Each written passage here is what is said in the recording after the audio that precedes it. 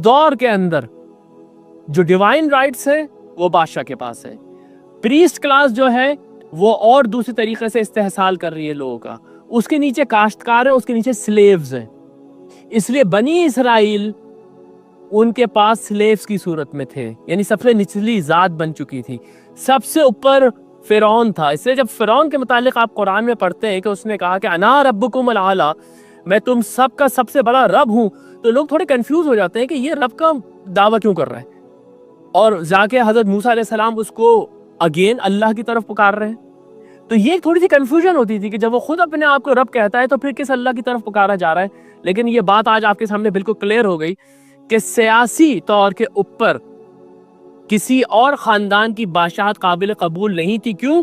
کیونکہ وہ زمین کے اوپر خدا کے اوتار ہوتے تھے، وہ انکارنیشن آف گاڈز ہوتے تھے۔ یہ سارے تصورات جو میں نے آپ کے سامنے رکھے ہیں، ان کو میں سم اپ کر رہا ہوں کچھ آیتوں سے جو قرآن کے اندر موجود ہیں، جس کے بعد ہمارا آج کا یہ موضوع ختم ہو جائے گا۔ یہ آیات میں لے کر آیا ہوں آپ کے سامنے سب سے پہلے سورہ نازعات سے۔ سورہ نازعات کے اندر حضرت موسیٰ علیہ السلام کا جو واقعہ ہے وہ اس طریقے سے بیان کیا گیا ہے۔ حل اتاک حدیث موسیٰ، کیا تم کو موسیٰ کی خبر پہنچی؟ اذ ناداہ ربہ بالواد المقدس طویٰ، جس وقت کہ اس کے رب نے اس کو پکارا مقدس وادی طویٰ میں، اذهب الی فرعون انہ طغیٰ، جاؤ فرعون کی طرف وہ باغی ہو گیا ہے۔ فقل هل لک الی ان تزکی، اور جا کے اس سے کہنا، یا آپ ذرا اندازہ لگائیں کہ قرآن کے اندر یہ ردم کیا چل رہا ہے۔ سوئی مطلب ایک تو واقعہ، اس واقعے کے اندر جو حکمت، اور پھر قرآن کی آیات کے اندر جو ردم ہے، اس سے کیا حال کر دیا ہوگا اس کے سننے والوں کا اس وقت۔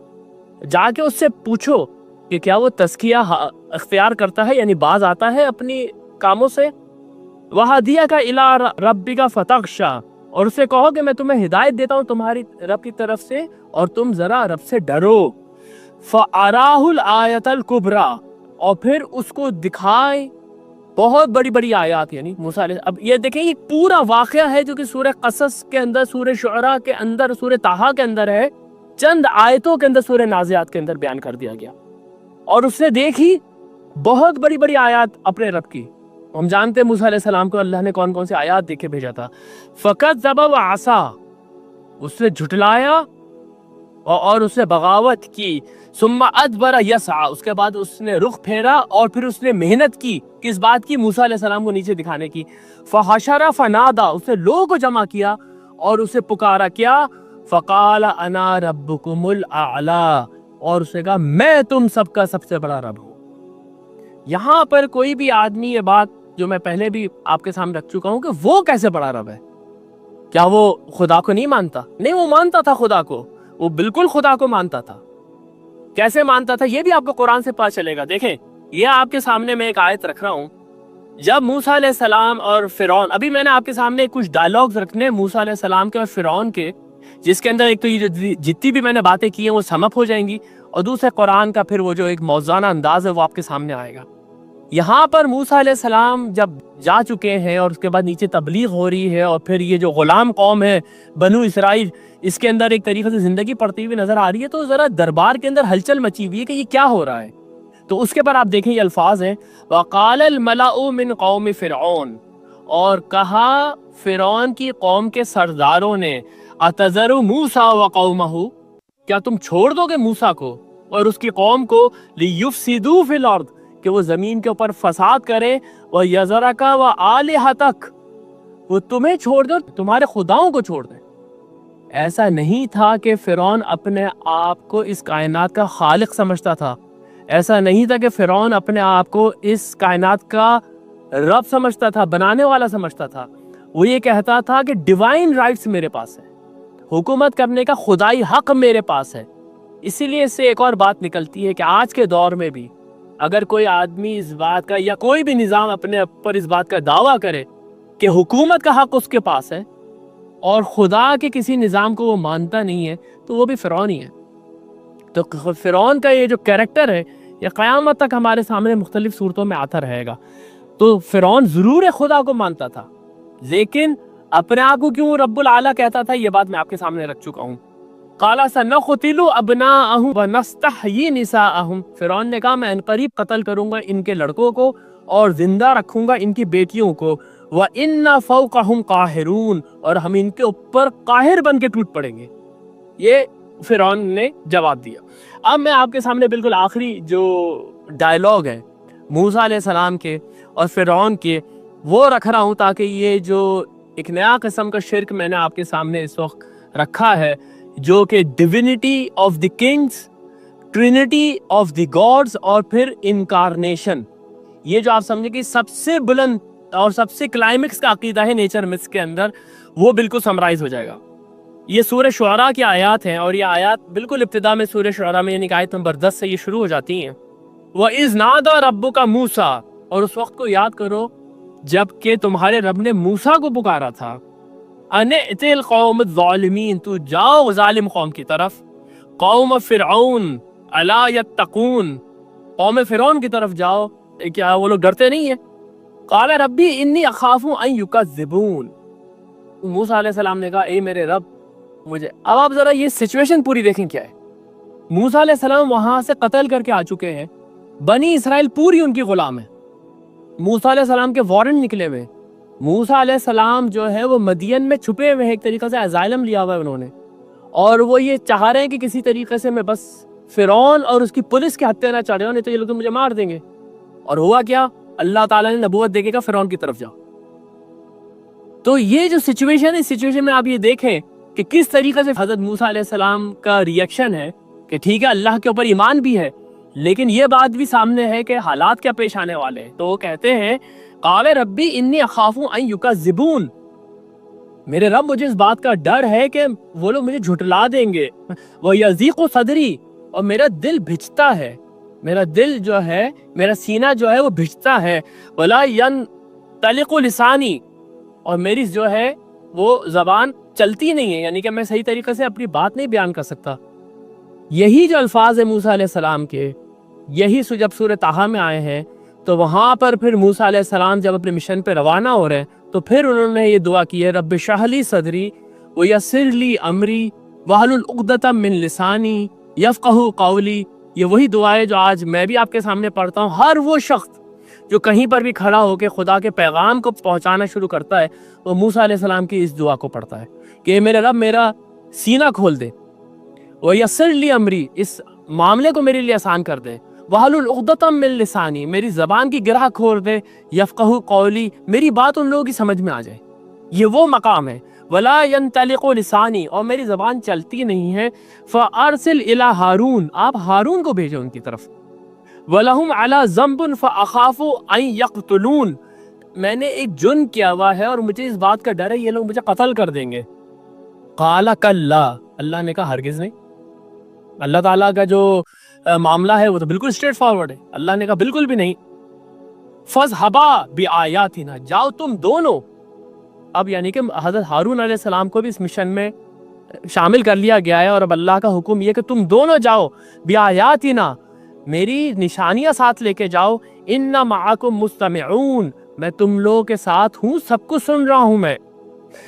فَأَتِيَا فِرْعَوْنَ فَقُولَ إِنَّ رَسُولُ رَبِّ الْعَالَمِينَ، منظر چینج ہوا۔ یہ جو میں نے پچھلی دفعہ بھی آپ کے سامنے رکھا تھا، نعمان علی خان کے جو ڈیوائن اسپیچ جو اس کی کتاب ہے اور جو اس کے لیکچرز ہیں، جس میں اس نے بتایا ہے کہ قرآن کی جو لینگویج ہے وہ کس طرح سے ایک میریکلس لینگویج ہے، تو اس میں اس نے ایک یہ تصور بھی دیا تھا کہ قرآن بالکل اس طریقے سے بعض اوقات چیزوں کو ڈراماٹائز کرتا ہے، سین آپس میں سامنے ایسے چینج ہو رہے ہوتے ہیں کہ آپ کے دماغ میں ایک فلم کی طرح چلنی شروع ہو جاتی ہے کہ ابھی ایک سین چل رہا تھا، اچانک سے کٹ ہوا، دوسرا سین چلنا شروع ہو گیا، جیسے ہم آپ تھیٹر میں دیکھتے ہیں، ویسے بعض اوقات قرآن جو ہے اس طریقے سے اپنے منظر کو چینج کرتا ہے۔ یہاں منظر چینج ہو گیا، اب موسیٰ علیہ السلام جو ہے فرعون کے دربار میں کھڑے ہوئے ہیں اور ان کے ساتھ حضرت ہارون علیہ السلام بھی ہیں، وہ فقولا، تو ان دونوں نے کہا ان رسول رب العالمین، ہم دونوں مل کر ایک رسول ہے رب العالمین کے۔ ذرا الفاظ پہ غور کیجئے، دو رسول نہیں ہیں، ہم دونوں مل کے ایک رسول ہیں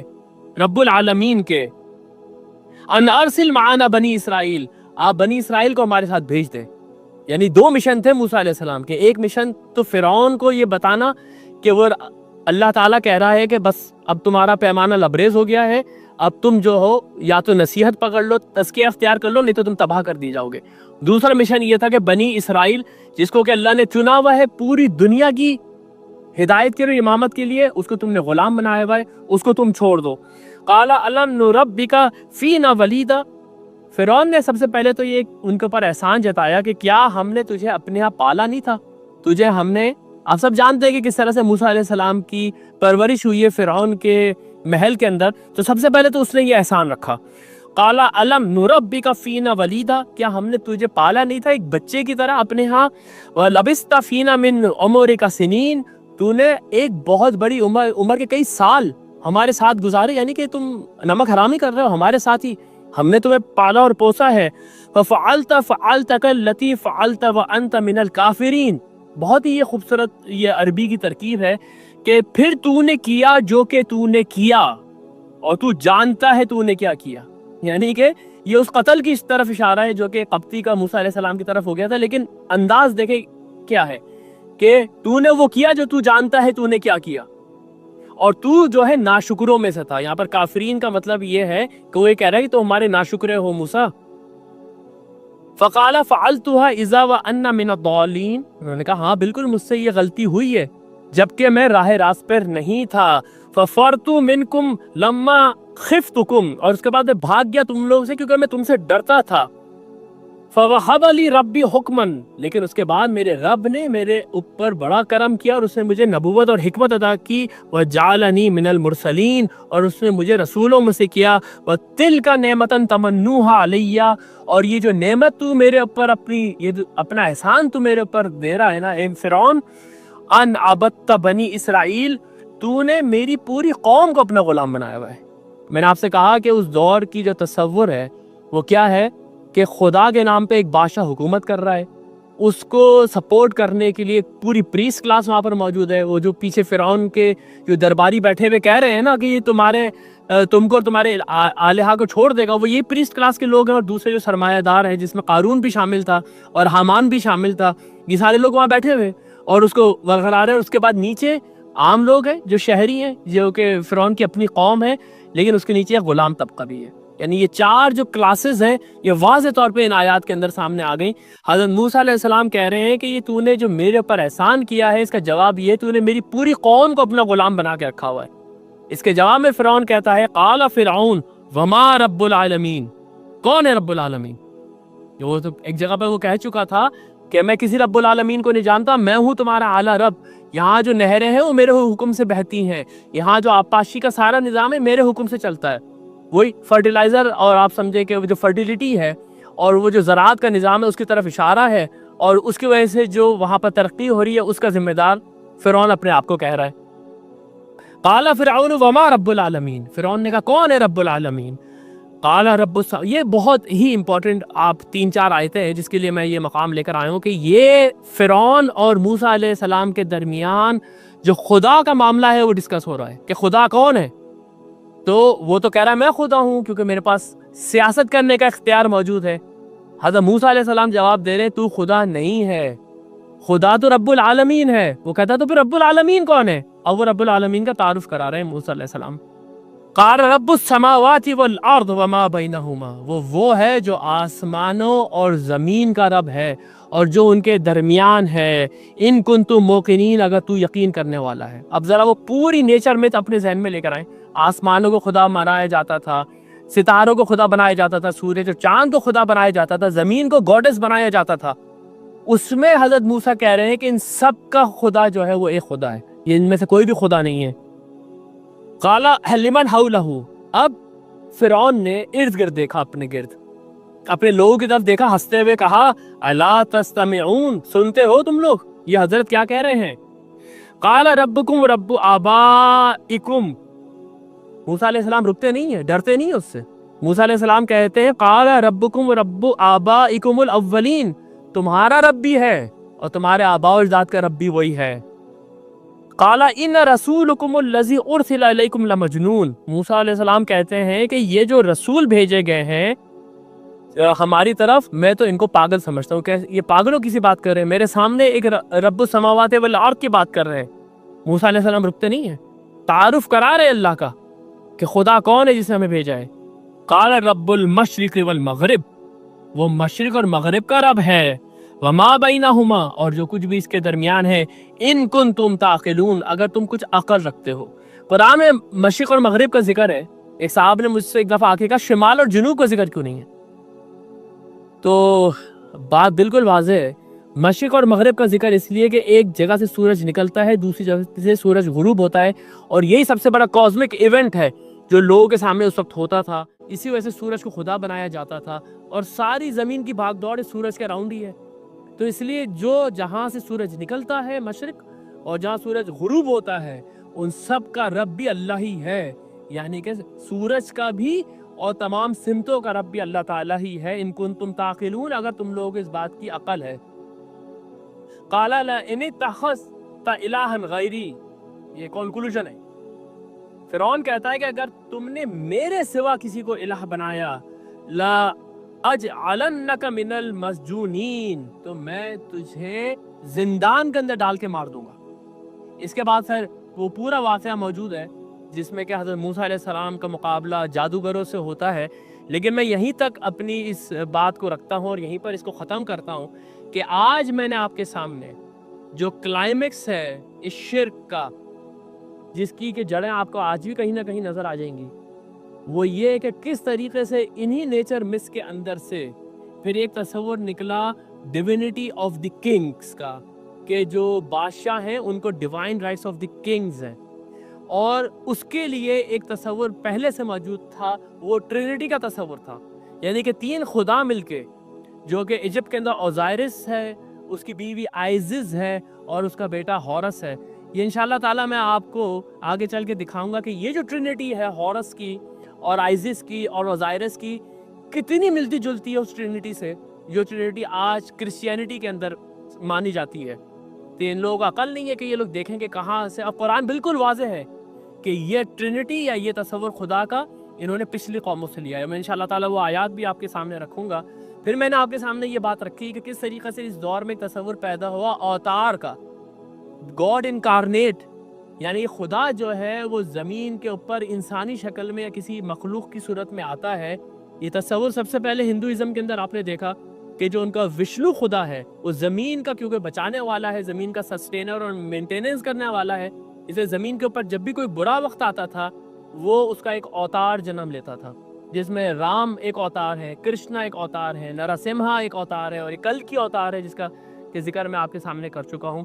یہ جو سارے کے سارے تصورات ہیں، ان تصورات کے مقابلے میں اللہ کا کون کون سا پیغمبر کھڑا ہوا، اسے کس کس طریقے سے اس کے خلاف علم بغاوت بلند کیا، کیا کیا آرگومنٹس دیے اس دور میں، وہ سب ہمارے لیے ایک نشان راہ ہے تاکہ ہم کو یہ پتہ چلے کہ آج بھی اگر ہمارے سامنے اس طرح کے شرک یا اس طرح کے عقائد آئیں تو ہم نے اس کا کس طرح سے جواب دینا ہے. انشاءاللہ اگلے ہفتے میں آپ کے سامنے ایک اور طریقے کا تصور خدا کا رکھوں گا جو کہ صوفیانہ اور فلسفیانہ مذاہب کے اندر سے آیا، اور پھر اس کے بعد ہم انشاءاللہ تعالیٰ یہ جو ہمارے سیریز ہے ایمان باللہ کی، اس کو کنکلوڈ کریں گے سورہ کافرون پڑھ کے اور سورہ اخلاص پڑھ کے، کہ یہ دو صورتیں ہی کافی ہیں ان سارے کے سارے تصورات جو شرک کے ہیں ان کو ختم کرنے کے لیے. بارک اللہ لی و لکم فی القرآن العظیم ونفعنی و ایاکم بالآیات و ذکر الحکیم.